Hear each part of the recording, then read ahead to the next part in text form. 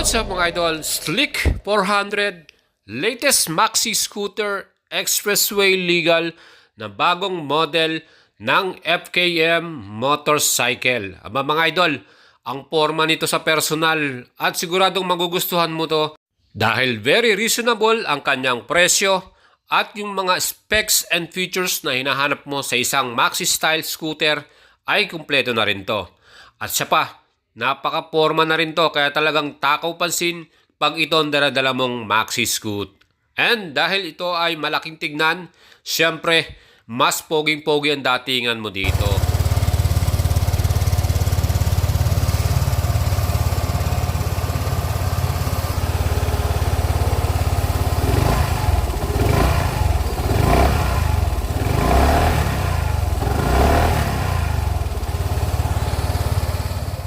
At yan mga idol, ang ating exhaust sound stock muffler pa yan. Lalo na kung pagka nilagyan mo ng magandang aftermarket exhaust yan. Well, itong ating display, talagang very informative din. Siguradong hindi ka mahirapang mabasa ang mga information dyan dahil naka-colored at display na to. At syempre, may analog at digital combination. Mga idol, itong ating brand new model na to ay talagang mabibili mo na month of June. Pwede na po kayong mag-order nito ng Slick 400. At kung gusto nyo bumili nito, meron niyang SRP. Very reasonable yung presyo nito 288,000 pesos. Mga idol, sa ganyang presyo, kung i-compare mo to sa ibang mga brand, ito na yata ang pinakamura at expressway legal legit ito. Sa kanyang papers ay 400cc yan. Malaki siyang tignan dahil maxi style to. At sa pa dyan, pwede ka rin magdala ng backride mo or passenger. Kahit na malayo pa ang inyong destination, ay sigurado mag-enjoy kayong dalawa. Dahil maganda rin yung ating pinaka-suspension at handling nitong ating brand new maxi style scooter ng FKM Motorcycle.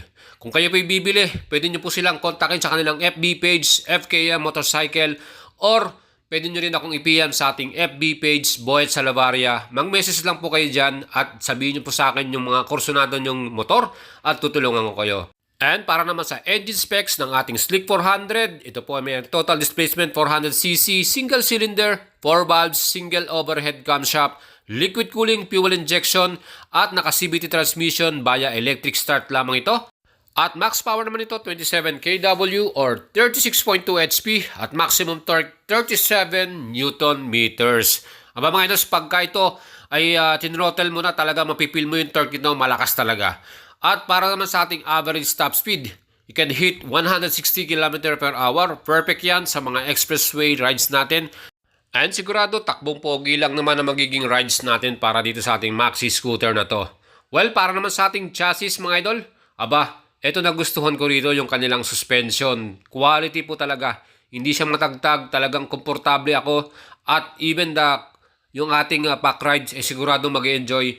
Kasi naka-dual shock with preload adjustable pa yung ating rear suspensions. Mga idol, malaki, mataba yung ating suspension na yan. Heavy duty. At kahit na siguro meron pa tayong mga dalang luggage natin or mga gamit natin, walang problema. Well, yung ating namang handling at agility nito, perfect din para din sa ating front suspension. And mga idol, syempre yung ating namang braking power, malaki yung ating pinaka-front disc brake, single disc brake yan, 2-piston caliper with ABS. So makikita nyo yung wiring niya dyan. So meron tayong anti-lock braking system, confident ka na. Even biglang emergency brake natin mga idols because of ABS, confident ka sa iyong pag-rides. Syempre sa ating likuran, single disc brake din to, 1-piston caliper, at yan din po ay equipped ng anti-lock braking system. Di ba mga idols, sulit na sulit itong ating maxi style scooter na to. Well mga idols, para naman sa ating mga gulong at wheels, ito ay naka-black color cast alloy wheels. Mga idol, multi-spoke yung kanyang styling at talagang maporma ang datingan. Plus yan po ay pinartneran ng CST tire at yan po ay may sukat sa front tire na 120/70 by 14 inch. Pero siyempre sa ating likuran, mas malapad naman ito, 150/70 by 13 inch. Parehong tubeless yung ating harap at likod na gulong. Para naman sa ating dimension or sukat ng ating Slick 400, yan po ay may total na 2,166 by 770 by 1,366 millimeters. Ganun kalaki yan. Ang wheelbase naman may sukat na 1,548 millimeter. At ang ating namang pinaka curve weight dito, yung bigat, 200 kilograms. Ayan mga idols, yung ating mga sukat para dito. At makita naman yun po yung ating upuan, ano.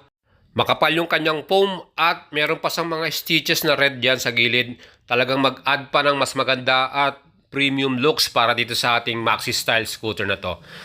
And mga idol, siyempre, papakita natin sa inyo ang kanyang seat height. May sukat to na 745 mm. Kaya abot na abot po yan ng mga average Filipino rider. 5'4", 5'3", wala kang magiging problema. Ako po, 5'6" ako, flat-footed tayo dito sa ating Maxi Style na to. Yun yung nagustuhan ko rito. Convenient para sa ating mga rider at comfortable ka makakapag-rides dahil na rin sa mababang seat height nito. Plus, ang kapal pa ng foam, malambot sa ating Wepax, ano. Talagang kahit long rides yan, hindi ka agad sasakit yung inyong puwitan dyan. Yan po ang advantage pag maxi scooter. Ang gamit mo, lalo na kung mga long rides yung inyong mga madalas na ginagawa.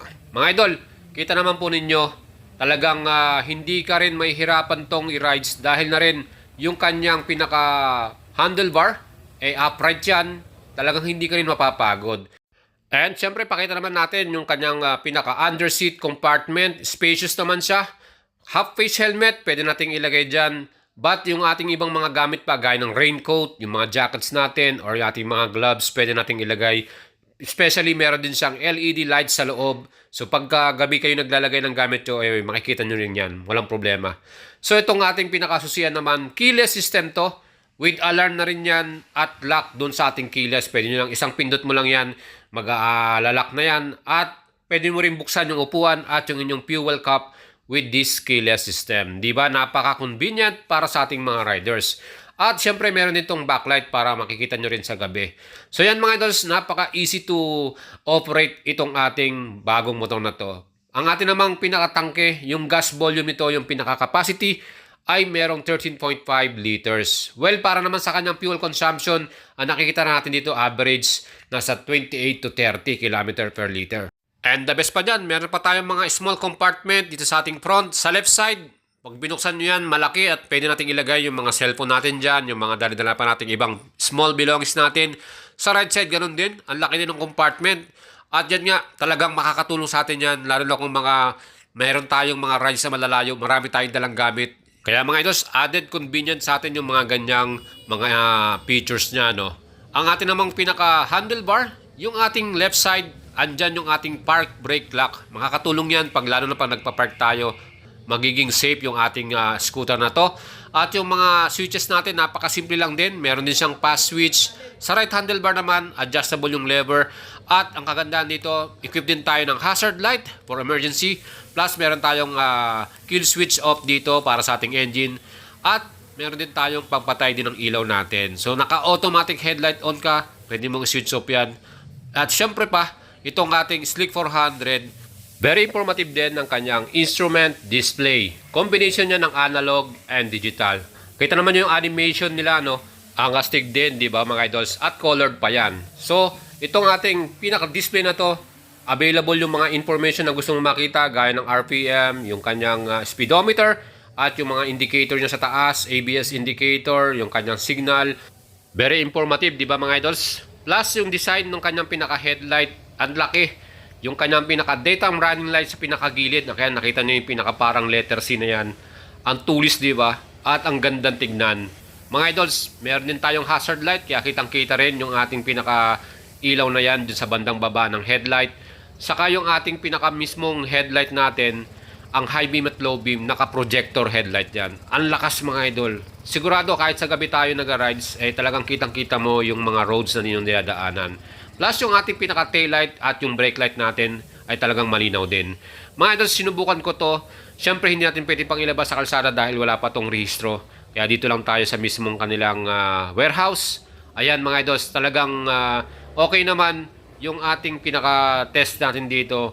Hopefully ay magamit na natin to soon dahil pagka lumabas na yung rehistro nito ay talagang bibigyan natin kayo ng magandang test ride review sa expressway or long rides. Bibigay natin sa inyo yung magiging ating actual unit test dyan.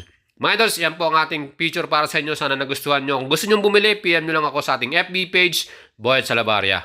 At ang color na available nyan, meron tayong red, white, black, at gray color. Kaya order na kayo, mga idols.